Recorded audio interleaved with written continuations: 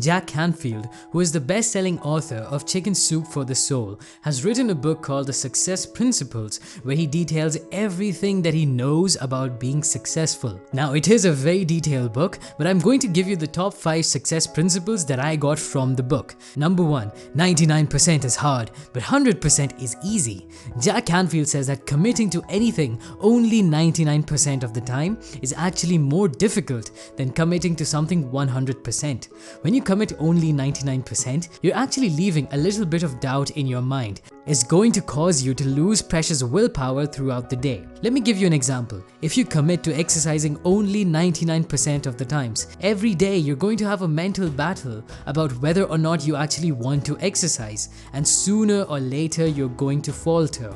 But if you commit 100%, it is going to be so much more easier for you, because now you haven't left yourself a choice. It's raining outside and you can't go for a run? Well, too bad, you're going to do an in-home workout. Now let's take another example. If you're watching this video right now and you're only 99% committed to finishing it, and every second you're going to be looking around on YouTube, and you might click off anytime, and you'll miss the success principles that are coming next. That's just my way of getting you to watch the entire video. Now let's move on to the second point. Number 2. Take responsibility. Let's look at this equation.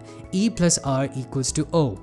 Without this equation, you cannot create the life of your dreams. Now let me tell you what this equation means. Event plus response equals to outcome. A lot of people blame the events in their life for their lack of success. Oh man, the government started this new policy and this is why I cannot start a business. Or I just wasn't born with a big brain and that's why I cannot get good grades. They're only focused on the first part of the equation, which is the event, which is out of your control. However, there is a second part to that equation, and that is your response to the event.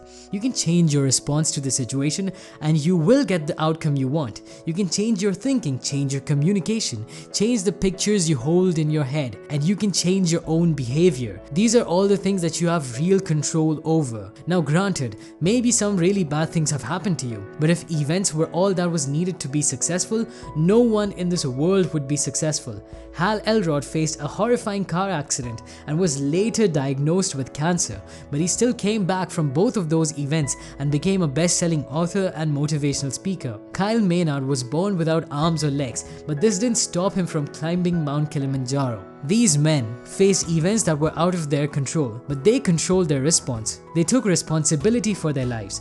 They said, I'm going to focus on what's in my control and I'm going to keep my thoughts positive. I'm going to work extremely hard and I'm going to study other successful people, and that is how I'm going to get the outcome I want. And that's what we need to do as well. We need to take complete responsibility of our situation and we have to stop complaining about the things that are not in our control. Number 3. Become an inverse paranoid. Have you ever had that feeling where you feel like the whole universe is out to get you and everything bad that can happen will happen to you? Well, what if you reverse that feeling? What if every time you thought that the universe was working in your favor and everything that was happening to you for your own good? Now, a lot of people get stuck in thinking whether this is objectively true or not.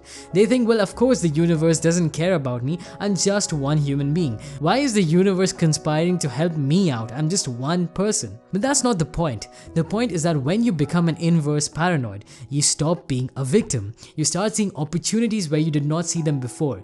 Even when bad things happen to you, you start to look for how this experience can help you grow in your life. Viktor Frankl was a psychologist who was sent to a concentration camp by Hitler, and every day he would see people die in front of him. However, he noticed that whoever was able to find meaning in their life and they had a hope and something to look forward to when they were going to get out, they had a much higher chance of surviving than someone who had lost all hope. He wrote about this in his book Man's Search for Meaning. Now, I hope none of us have to face anything that bad in our lives, but life will get tough for us sometimes. It does for everyone. And through all the ups and downs, if you're able to become an inverse paranoid and tell yourself that maybe this is happening for your own good, you will be able to face a lot of things. Number 4. Act as if. One of the great strategies for success is to act as if you are already where you want to be. This means thinking like, talking like, dressing like, acting like, and feeling like the person who has already achieved your goal. Acting this way sends a powerful command to your subconscious mind to find creative ways to help you achieve your goals. It programs the reticular activating system in your brain to start noticing anything that will help you succeed, and it sends strong messages to the universe that this end goal is something that you really want. The first time Jack Canfield noticed this was at his local bank. There were several tellers working there, and he noticed that one particular teller always wore a suit and tie. And compared to the other tellers there, this young man looked like an executive. A year later, Jack Canfield noticed that this man had been promoted to his own desk and was now taking loan applications. 2 years later, he was a loan officer, and later on he became the branch manager. When Jack Canfield asked him about this one day, he replied that he always knew that he was going to become a bank manager, and so he studied how the manager dressed and started dressing that way. He studied how the manager treated other people and started interacting with other people in the same way. So think about how you can apply this to your own life. If you want to become fit, start doing what fit people do every day. If you want to start your own YouTube channel, look at other big YouTubers and start acting as if you're already there. This will improve your videos automatically. Now, of course, use common sense. If you want a promotion, don't start acting like your boss and treating all your colleagues like they're your juniors. Instead, focus more on the mindset and the habits of the people that you want to be like. This is also something called modeling success. Look at the people who are the most successful in your field and start doing what they do. Number 5, just lean into it. Oftentimes, success happens when you just lean into it, when you make yourself open to the opportunities and are willing to do what it takes to pursue it without a contract, without a promise of success, and without any expectations. You just start, you lean into it, you see what it feels like, and you find out if you want to keep going, instead of just sitting on the sidelines deliberating, reflecting, and contemplating. I'll give you a personal example of how I used this when I started this YouTube channel. I used to watch a lot of other YouTubers, and I would sit and wonder what it would take to make your own YouTube channel. I would watch more and more videos about people's experiences, and I would just sit there and wonder. But one day, I decided to lean into it. I decided that let me just make one video and figure out what happens. I made my first video, and then I realized that there were some mistakes that I made. I eventually corrected those mistakes, and I started researching about how to make animated videos. I kept improving step by step, and I just leaned into it. The more my channel grew, the more I was able to get in contact with other YouTubers who made collaborations with me, which made my channel grow further. I leaned into these relationships and I learned even more. In the same way, I was able to grow another channel of mine in Hindi to over 900,000 subscribers. Now, none of this would have happened if I had just sat there researching. It wasn't a grand plan that I'll keep making videos and eventually all of this will happen. It was just a result of me leaning into the things that I felt like doing. Think about your own life. Is there something that you've been thinking about, but you've just been sitting there and wondering? Maybe you want to start traveling more. Maybe you want to make an app. Maybe like me, you want to start a YouTube channel. Well, just lean into it. Move ahead step by step, and only then will you know for sure if you even enjoy doing what you've been thinking about.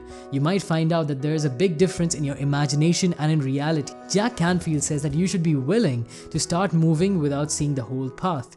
Everybody wants a clear plan nowadays. They say, tell me exactly what I should do every step of the way, and only then I'll move. Well, the path to success in any field is messy and nothing is direct. You have to be willing to move anyway, and only then will you be able to eventually get to your destination.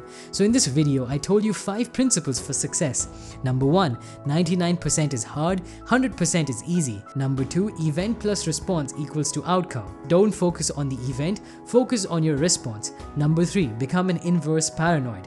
Number 4, act as if. And number 5, lean into it.